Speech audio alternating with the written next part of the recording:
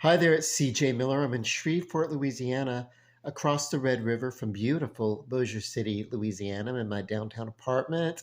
And I always want to invite people to come check us out on your vacation. If you get here, you don't know what to do, get in touch with me. I will find something that suits your taste, whatever. I want to talk about this movie that I've seen some time ago, but I wanted to wait till it was streaming, and I feel like enough people have seen it. The ones who really, really wanted to see it, I feel like because I want to talk spoilers on this one, and in doing so, just know you're going to get some spoilers if you keep listening. So, the movie is Late Night with the Devil. Now, it's interesting. It's a twist on this. Um, Late night talk show host vying for top spot. And, kind of does a Halloween special where it's like all these supernatural people, interesting. But, this show, first off, within the first 5 minutes, this movie gives itself away. It's introduced as a mockumentary style, like a documentary of an actual um, talk show that aired in the 70s. And so now, as a study of that time, it's being shown again. Uh, and in that introduction to what the lead up to what's going on it kind of gives itself away. Obviously, it's uh, it's kind of a Faustian story. It's basically that. And so then they spent like within that when the whole within the setup before the movie starts, anyone who's astute, you know what's going on. Like it's you know okay, cool. There's the story. So from there, all there is to do is to basically watch how it plays out with the twist. I will say the all the roles in this, from the psychic who does the cold reading, from the skeptic, from the paranormal specialist who brings out the girl that's supposedly possessed, and everybody from the band leader of the show who does the banter back and forth with the talk show host. It everything is everyone is perfectly playing their roles, and it is what it is. It's exactly that formula, and like so much so that it kind of takes away from realism, because it's basically, hey, this is a copy of a copy of, you know. Um, it's cool. It's an entertaining. Uh, it's an entertaining movie. The big controversy on this, yeah, is the bumpers for the talk show. We'll be right back and welcome back. Those, to the show Night Owls, is the show within the movie. The bumpers, the little bumper cards that say that welcome back or whatever. They were produced in part by AI and then punched up by actual artists. So a collaboration between AI and actual artists. Um, Considering this is one of the first movies, and I mean, it would have been a sleeper, but what happened was we had uh, Hollywood strikes in Hollywood, the actors and the writers uh, basically striking against this to secure uh, their jobs against AI. So that's interesting. But this is an independent film; it's not a studio film. But yeah. And they feature that so very little in the film, but still, you know, it's like you could look at it and say, okay, well, these are graphics that could have been created by people. It was that's fine, but yeah.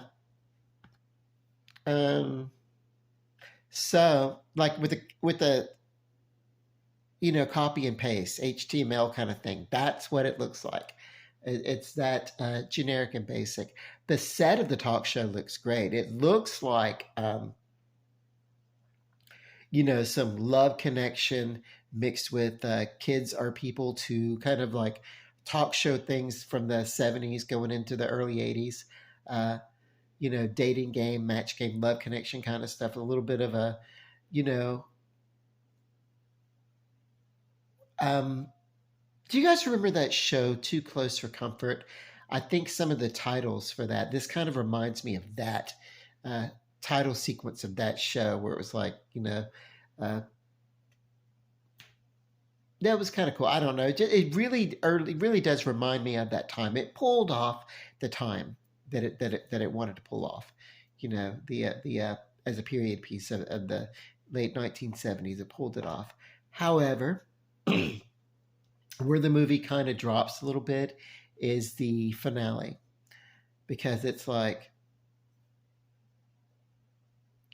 okay, are we still watching the re-airing of this talk show, or was it all in the mind of the co-host who has somehow found himself in a loop, reliving uh, basically the lead-in, the mockumentary lead-in or whatever? So we don't know. Uh,